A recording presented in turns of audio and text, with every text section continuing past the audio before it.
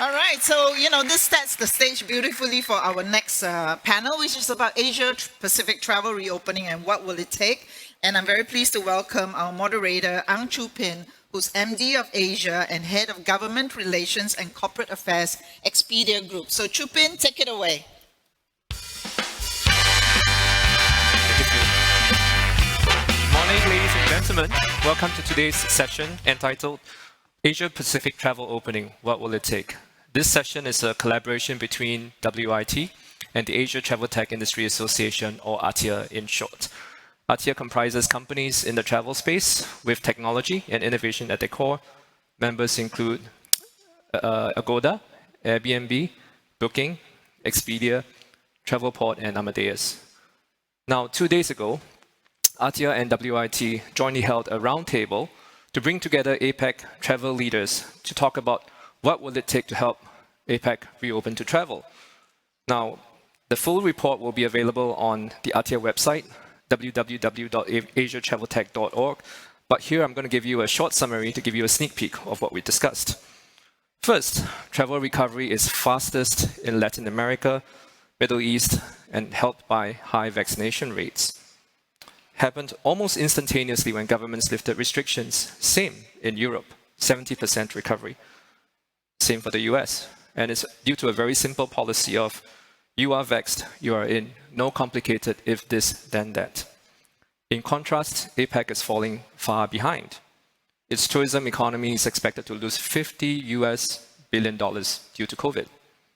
Now, APAC has dropped off the top 10 global routes for 2020. The number 1 global route, US to Mexico. That's a shocker. My favorite quote of that roundtable: as soon as quarantine goes away, people will come back.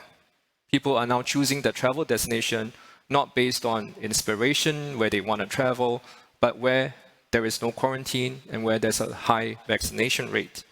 So quarantines are the undisputed travel killer. Not that quarantines actually helped. If you look at if you look at New Zealand and Mexico, one opened throughout COVID, one kept shut, but both experienced the same patterns of virus surge. The medical experts in the panel were of the view that as COVID-19 becomes increasingly endemic, quarantines are going to become more and more irrelevant. It is an irony that today many of the travelers to APAC are now coming from the US and EU. If you look at travel patterns around the world before COVID, intra-regional travel typically makes up the bulk.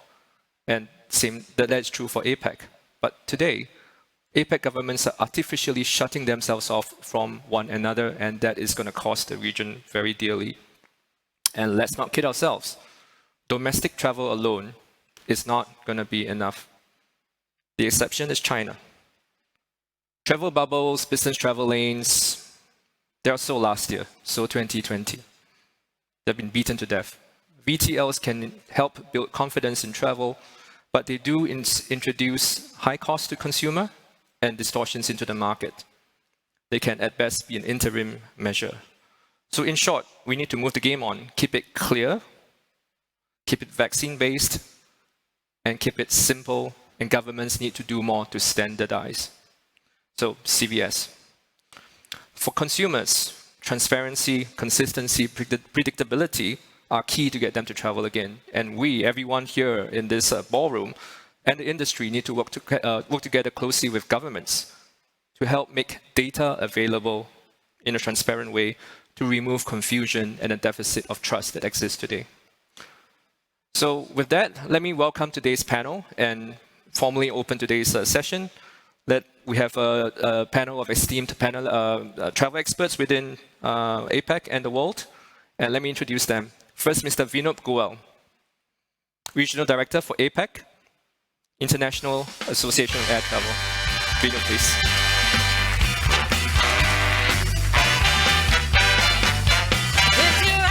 And Mr. Lim Ching Kiat, Managing Director, Air Hub Development for Changi Airport Group.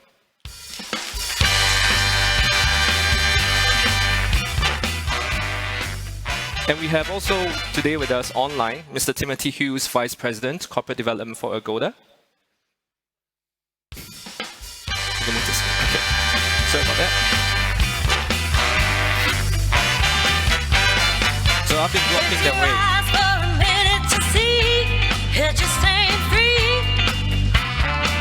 And Mr. Subhas Menon, Director General, Association of Asia Pacific Airlines, or AAPA.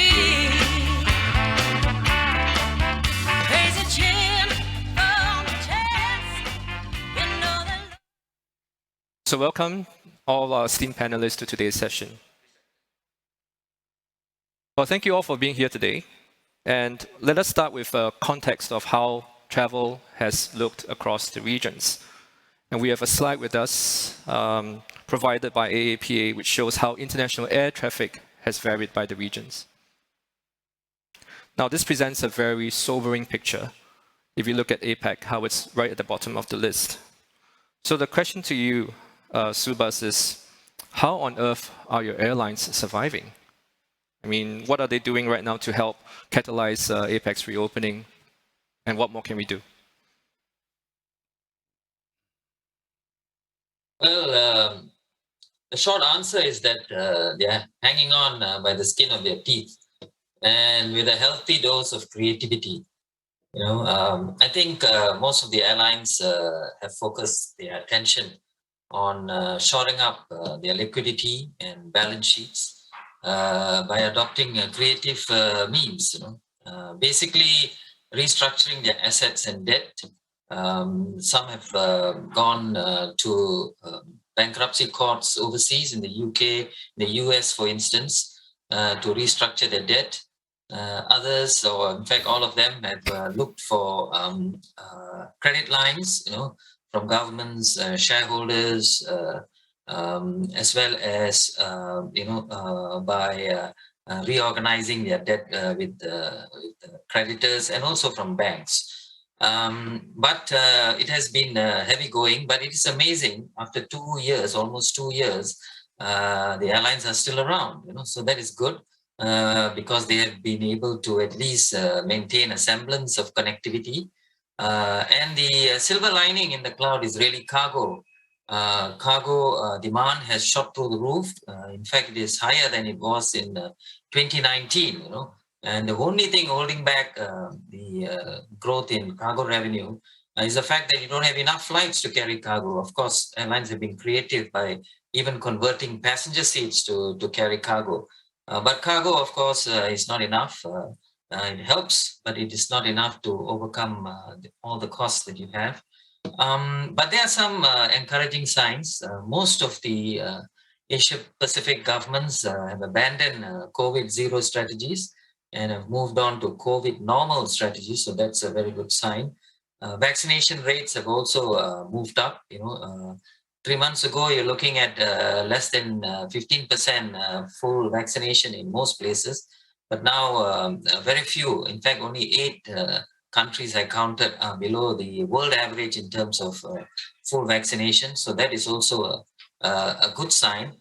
And I think we're also seeing roadmaps, for reopening of borders. So that's a third good sign, but we are still burdened with the multiplicity of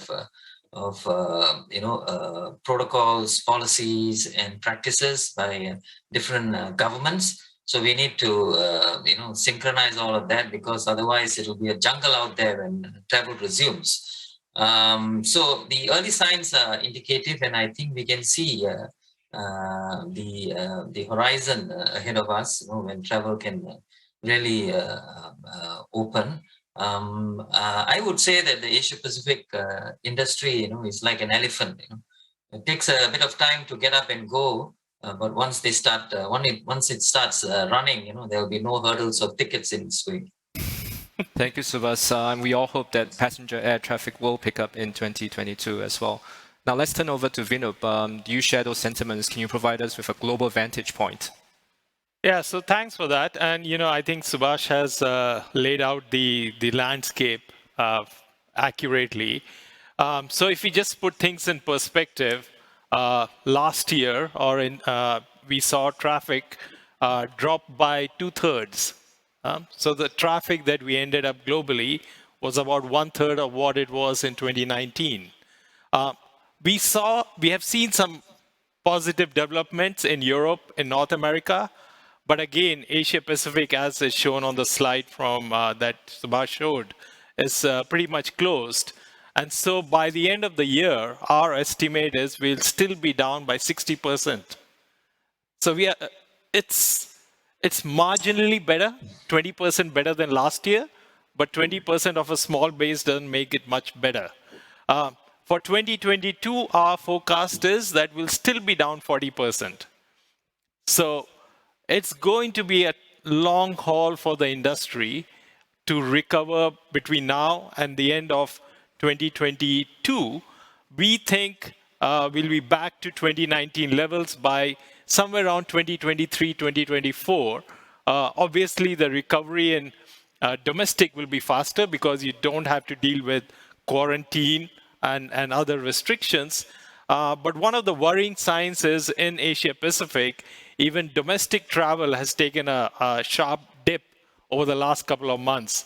And we are down by about 60% on domestic travel also because of, again, some fears about the variants and others. So we all need to work together to try and get rid of some of the restrictions, which obviously governments have a duty to protect their citizens, but we can convince them that you can reopen borders responsibly, safely, and maybe gradually, but it can be done.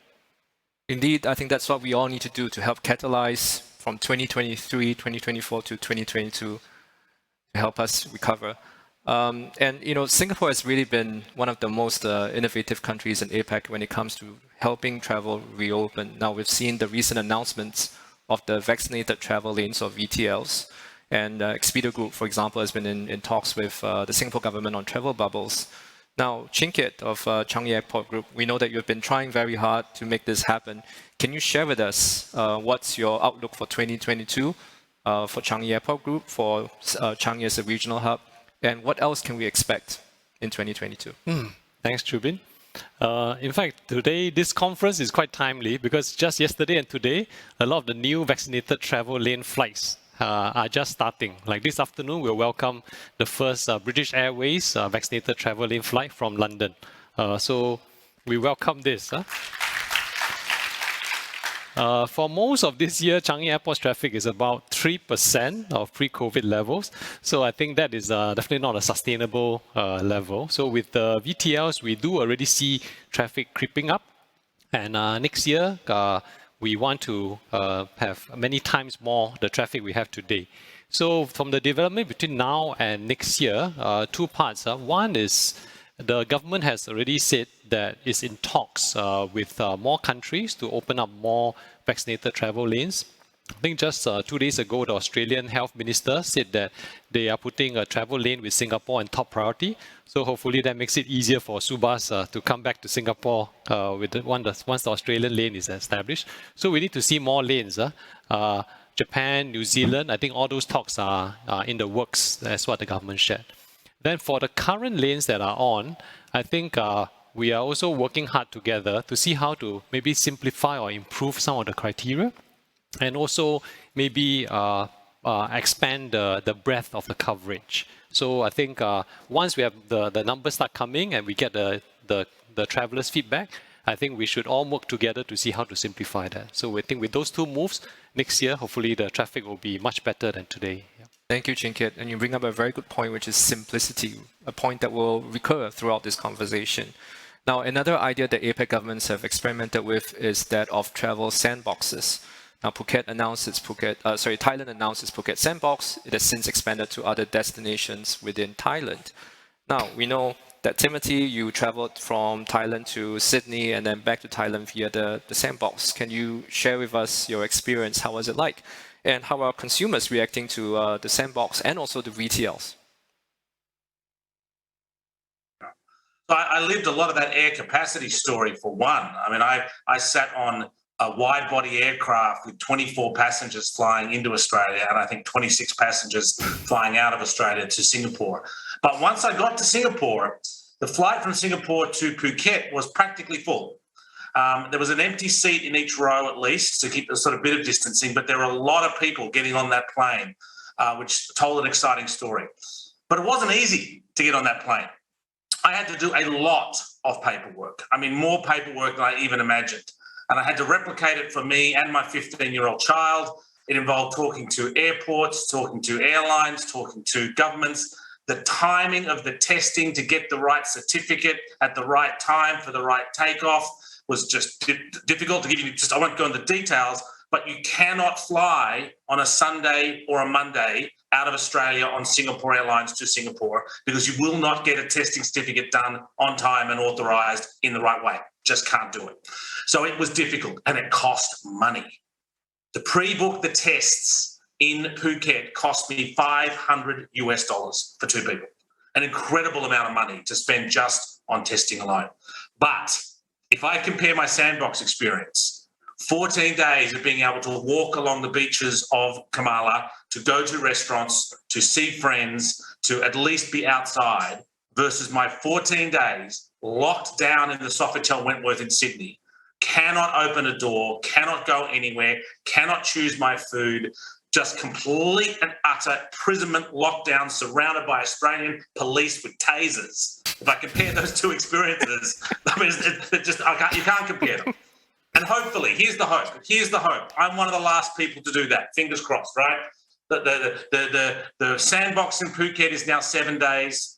Thailand's made its sets of announcements. Australia have made its sets of announcements. America's made its announcements. We've just heard this wonderful news of BA landing its first plane in Singapore. So hopefully I'm the last one to have this story of this sandbox of Phuket being an okay story, but so much better than the lockdown of Sydney. So look, hopefully I'm the last person to tell this story. I'm so glad to have had the sandbox. I think though with the people of Phuket and the hospitality people of Phuket, they saw a lot more people that look like me, i.e. expats trying to get back to Thailand, than they saw people who look like true travellers. But yes, so glad it was a sandbox, not a lockdown. Yeah.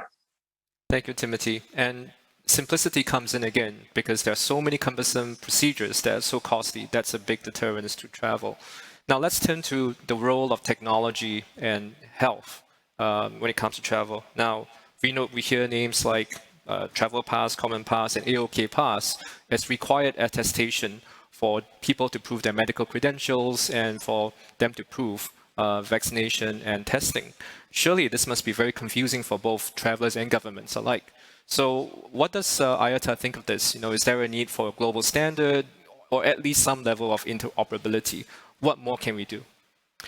So I think, you talk about global standards. You know how aviation works. And if you have a number of governments try to come up with a global standard, coronavirus will be long over and we'll be through 3-4 more diseases before we have a true standard. We can't even agree as a world whether we want to drive on the right side of the road or the left side of the road. So I think the key word there is it has to be open, interoperable. And more importantly, look, in some countries you can get a digital vaccine certificate, whereas, say, in many other countries you still get a piece of paper, handwritten, which is supposed to prove you're vaccinated. Now, how can another country trust that piece of paper? And that's what we have tried to say, and we're trying to work with governments that please eliminate paper or keep it as a backup, but have sensible digital certificates in place. And the IATA Travel Pass, which is just one of the solutions, enables an easy way. It's just a wallet. The other confusing term that's out there is vaccine passport. I think we should get that term banned because just getting a vaccine does not allow you automatically to get into anywhere, right? So you need to have sensible digital certificates for vaccines and testing. And more importantly, you need to have some sort of harmonized rules as to how you use that and what are the requirements to enter a country. I'll give you a simple example. I could be vaccinated in country A with a vaccine that may not be recognized by another country. And what we are trying to say is, let's have countries all adhere to, say, the WHO-approved vaccines. Make sure that the vaccine policies are sensible. And I think the example of not being able to get a test certificate over the weekend, it's just plain silly. So we need to have digital solutions that are interoperable based on open standards. But behind all this needs to be some sort of sensible, harmonized policy.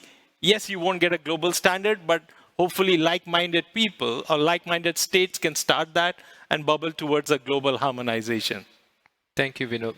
And now let's turn to vaccination. Now, Subhas, we've seen the European Union allow people in through vaccination attestation.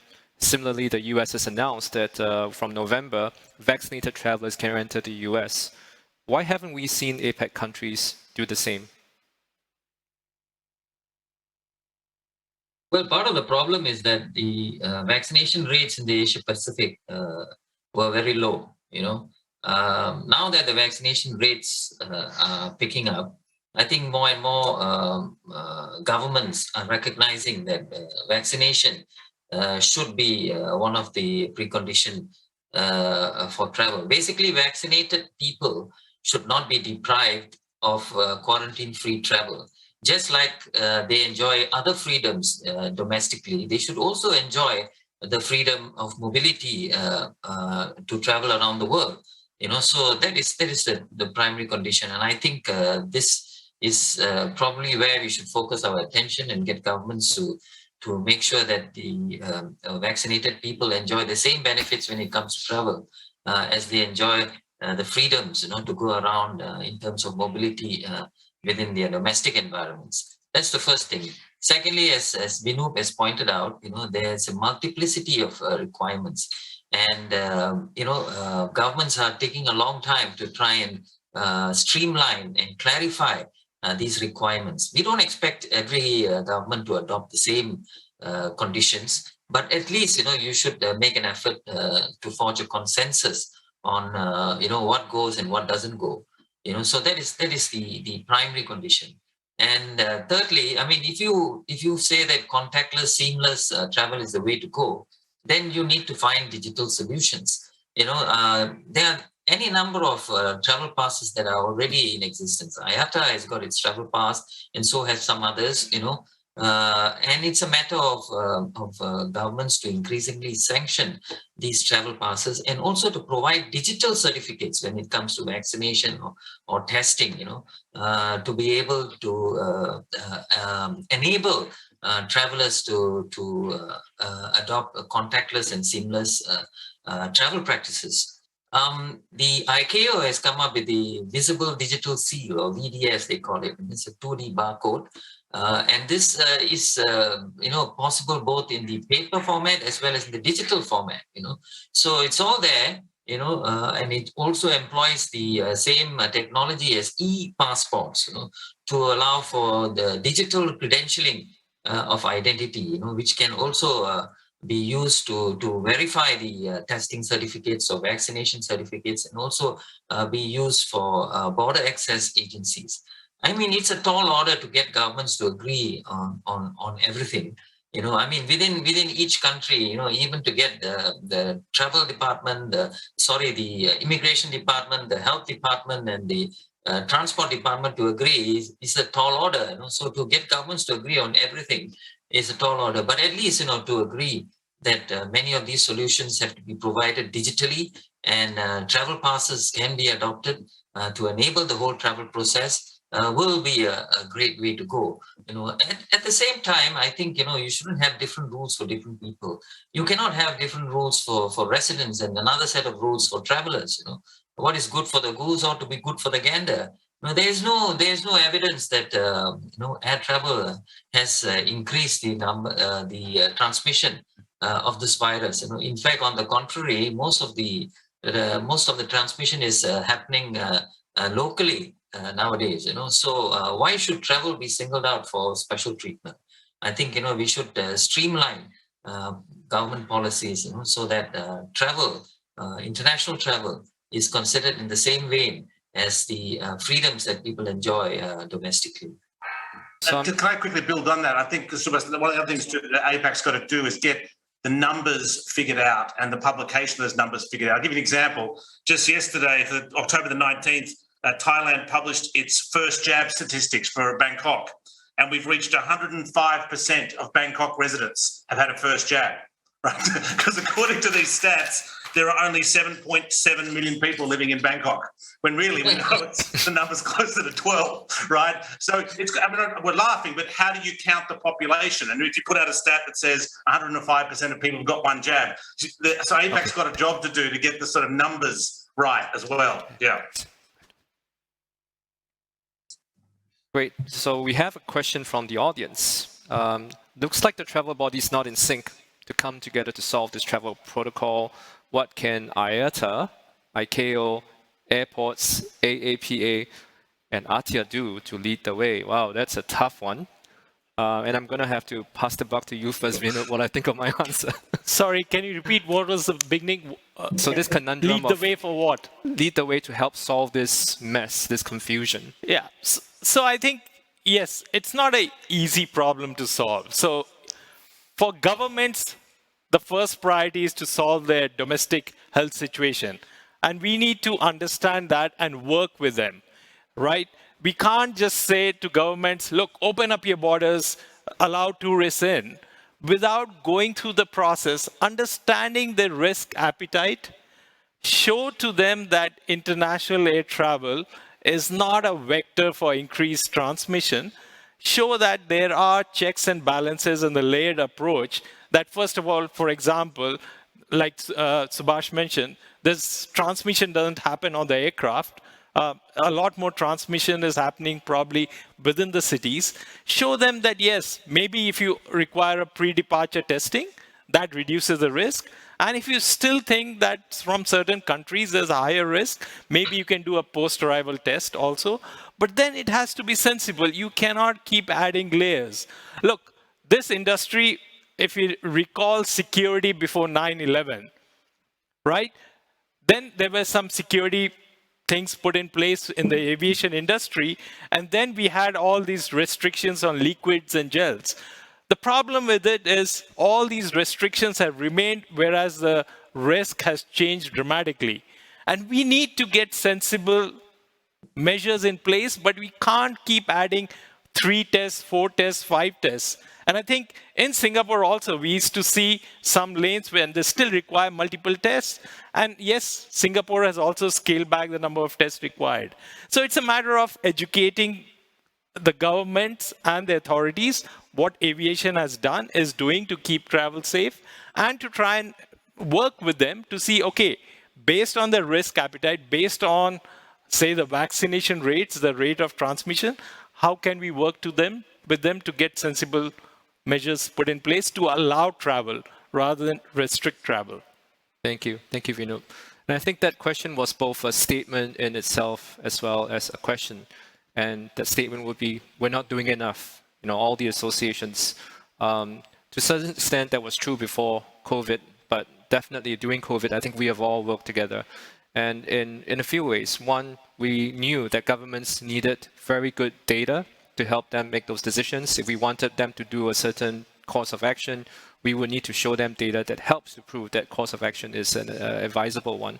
So as Asia Travel Tech Industry Association, our goal was to bring together a lot of people in this room. You've worked with us to provide that data points. And we also brought in the medical industry to say that, look, the medical science is proving that these functions that you've put in to limit travel don't make medical science sense at all. So I think slowly we are working together, but I think it is a great point that we all need to work together very closely. I don't know if Subhas, you have any points to add? Well, yes, I think the industry, as you mentioned, have been working together under the aegis of ICAO. In fact, as we speak, ICAO has organized its high-level COVID conference, where the industry as well as governments are coming together to discuss, how are we going to move forward, after we see that things are getting to be under control.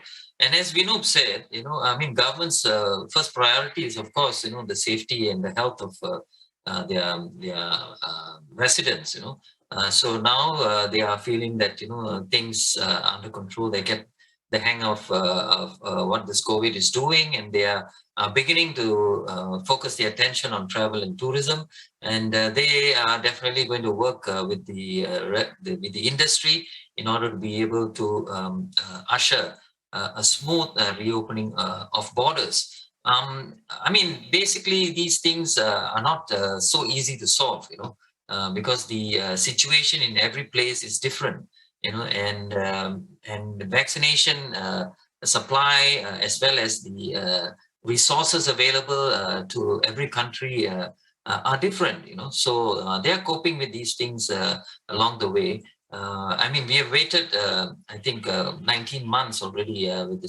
with COVID, so we may have to wait a few more months, before things get back to normal. But when we do, I think we should try to restore aviation as we knew it in terms of connectivity, because that is very important. What is happening in the world now is that people are disconnected, after achieving a very high level of connectivity right up to the end of 2019, we have lost all of that, and that is affecting all facets of our lives, our personal lives, being away from our family, from friends, as well as business life, it's also been altered, and supply chains have been drastically affected as well. So we need to bring all that back, and I think governments are now prioritizing these aspects of the economy, and the industry is definitely going to partner the governments to make sure that we have a smooth reopening and restoration of travel and tourism. Indeed. So let's end with a 30-second parting shot to governments. If you were sitting in front of governments in APAC right now, what would be the one thing that you would urge them to do? So very quick one. Timothy. I'd urge them to govern by policy and not by announcement. And Australia is so guilty of this. For example, they announced all inbound people could do home quarantine. I'm an expat. I don't have a home. So how do I home quarantine with no home? Thanks for that. So we can be governed by policy and directive and not just by press release and announcement. That's a funny one. All right, over to you, Vinoop. 30 seconds, I would say talk to us, talk to industry. We can do it together. Thank you. Ching. Partnership. I think in this crisis especially, working together makes a lot of difference. So for like experiments like Phuket Sandbox and all that, we welcome it because it brings the whole region up. Yep. Thanks. Thank you. And finally, Subhas. Well, I would say the past is no role model for the present or the future, and we don't know what the future holds. This virus is known as the novel coronavirus, so we are learning new things. I think we have to use the present time, based on evidence, based on data, and do what needs to be done now, so that we can lay the path for the future. Thank you. So with that, let's close today's session. I want to thank all our esteemed panelists for their valuable time, and thank you, the audience, for participating. Thank you.